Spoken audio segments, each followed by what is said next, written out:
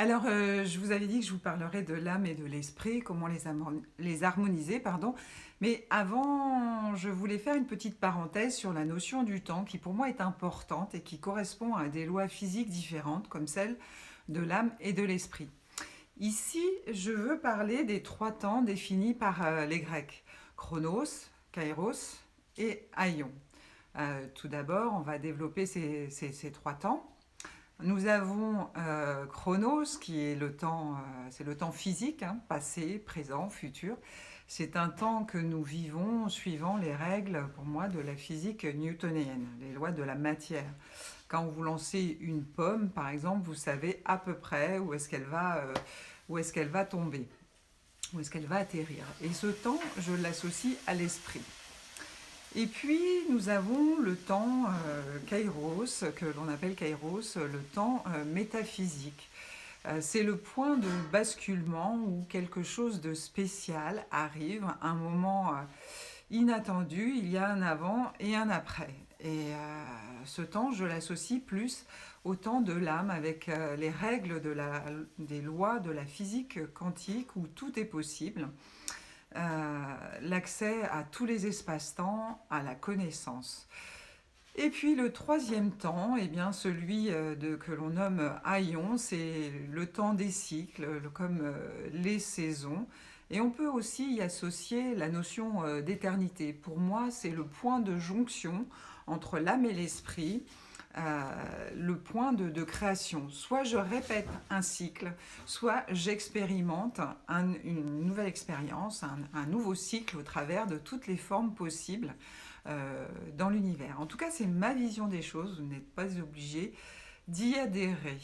Mais si j'arrive à aligner donc Chronos et Kairos, autrement dit l'esprit et l'âme, je fais l'expérience de la paix intérieure qui est là de toute éternité. Et là, on revient à Aion. Alors, quel est votre maître du temps aujourd'hui? Est-ce que vous êtes plutôt Chronos avec votre esprit, le mental, avec ses conditionnements qui vous poussent parfois à en faire un petit peu trop?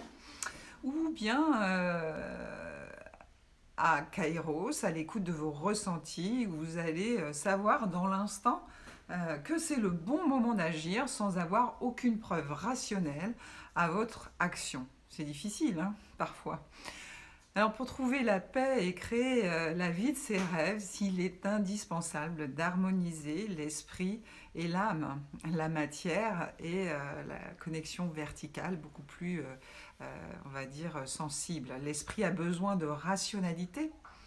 Il est modelé par rapport à notre histoire, nos croyances, nos perceptions du monde et il s'accorde à chaque instant en fait avec notre vécu. Si vous n'avez jamais vu un champ énergétique d'un être humain, eh bien alors votre esprit ne le laissera tout simplement pas apparaître.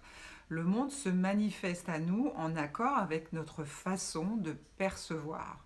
L'âme, elle, est analphabète. Elle ne comprend pas le langage humain. Elle comprend seulement en termes de sensations au travers de nos pensées. Son langage est plus symbolique. Essayer de parler à l'âme avec le langage de l'esprit, ben, c'est complètement idiot. Hein. Le langage de l'âme, ce sont les choses qui ont été faites avec amour et avec désir. Lorsque vous faites ce que vous aimez, votre vie devient une œuvre d'art. Hein, ne vous est-il jamais arrivé à propos d'un artiste ou d'une œuvre, d'un tableau ou d'une musique, de vous sentir touché sans pouvoir l'exprimer en y mettant des mots? Les mots, en fait, vont devenir complètement superflus. Il y a juste l'instant présent qui compte dans la rencontre avec le monde et sa création.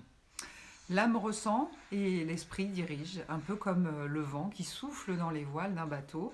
L'âme peut ressentir le vent, mais il faudra que l'esprit dirige, règle les voiles du bateau afin qu'il arrive vers la destination de ses rêves.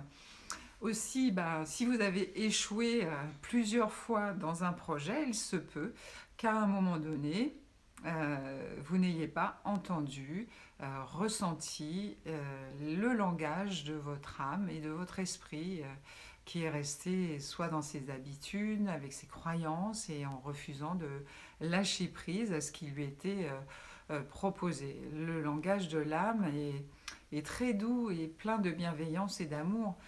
C'est un peu comme le bruissement du vent dans les feuilles. Euh, Dès que vous commencez à être dans le jugement, à vous poser trop de questions, à avoir des doutes, à faire des comparaisons, eh bien ça va être le mental qui prend le dessus. Alors prenez le temps de ressentir les messages de votre âme. Elle sait, elle ne pense pas. Elle a accès au tout est possible, dans toutes les dimensions, dans tous les espaces-temps, pour que vos rêves se réalisent. Faites ami aussi avec votre esprit, votre mental qui a des peurs aussi, simplement le rassurer afin qu'il s'accorde avec la musique de votre âme. Vous verrez que dès ce moment-là, vos rêves vont se réaliser avec beaucoup plus de fluidité et de facilité. Voilà ce que j'avais envie de partager avec vous. À bientôt pour d'autres partages. N'hésitez pas à liker si vous avez aimé. Bye bye.